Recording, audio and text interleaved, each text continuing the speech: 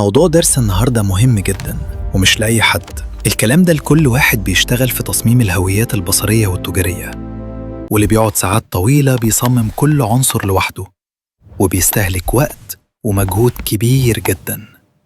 النهاردة بقى أنا جاي أقولك على طريقة هتفرق معاك فعلا، إزاي تحول أي شعار لهوية بصرية كاملة في دقايق بس.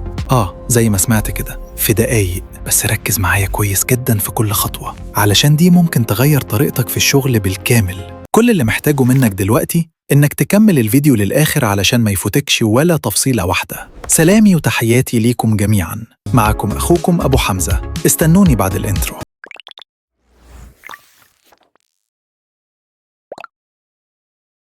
قبل ما نبدأ في درس النهاردة، تعال أقولك على مفاجأة. بتشوف الفيديوهات دي كتير على النت ونفسك تعمل زيها؟ أو حاسس إن شغلك في المونتاج واقف في مكانه ومش بيتطور؟ بتدور كتير، تضيع وقت، تنزل حاجات من هنا وحاجات من هنا، وفي الآخر النتيجة ولا شكل برو ولا شغل يرضيك.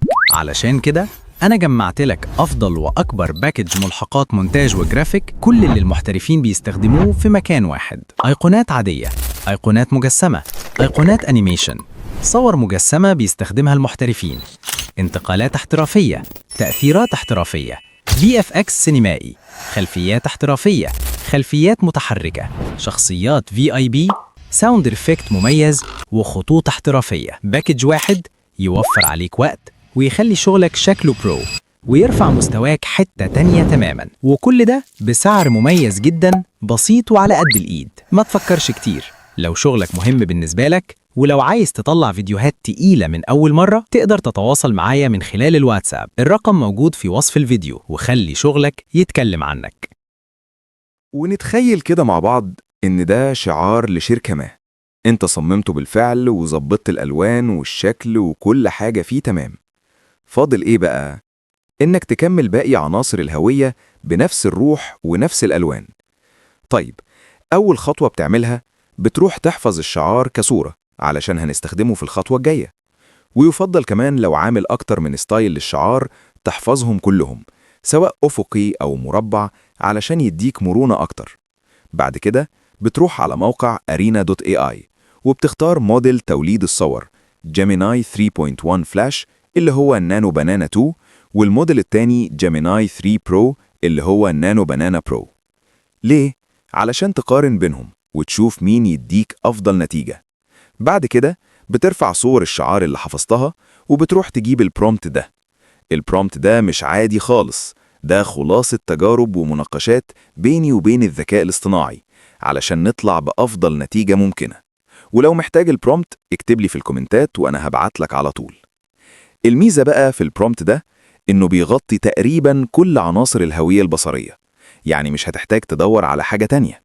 هتاخد البرومت كوبي وترجع على arena.ai وتحطه مع الصور اللي رفعناها وتستنى النتيجة.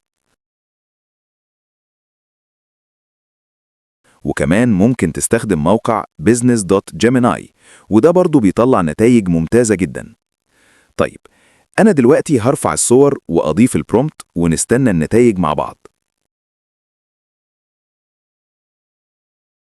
تمام، نرجع بقى نشوف النتائج. بصوا كده يا جماعة، في صراحة النتيجة ممتازة، تقريبا مفيش عنصر هوية ما اتعملش، والأجمل إنه حافظ على ألوان الشعار وماشي على نفس الستايل بالظبط. هبدأ أحمل النتيجة عندي ونستنى كمان نشوف الموديل التاني هيطلع بإيه. تمام، هنحمل النتائج التانية برضو علشان نقدر نقارن بينهم ونشوف الأفضل. نرجع بقى نشوف موقع business.gemini عمل إيه. بصراحة واضح إنه خد الموضوع في حتة تانية خالص، شغل موك اب و 3D عالي جدا. فخلينا نقارن الأول بين النتائج اللي حملناها وبعدين نرجع له تاني. نبص كده على التفاصيل وأسيب لكم الحكم بنفسكم. بصراحة كله متظبط زي الكتاب ما بيقول.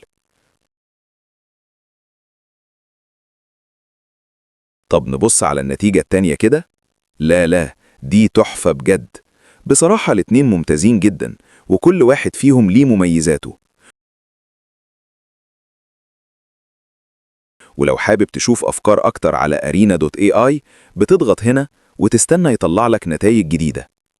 خلينا نجرب تاني على business.gemini، يمكن نطلع بحاجة مختلفة. المرة دي نحاول نطلع نتيجة فلات نقدر نشتغل بيها بسهولة في التصميم.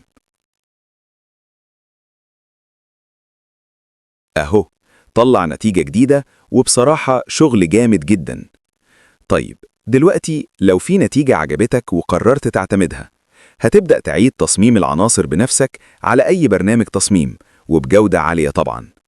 كده بقى معاك الأفكار زائد المرجع، ومبروك عليك هوية بصرية كاملة وباحترافية. وفي نهاية الدرس، لو الفيديو عجبك ما تنساش اللايك الجميل والاشتراك علشان نكمل ونقدم محتوى أقوى. والسلام عليكم ورحمة الله وبركاته.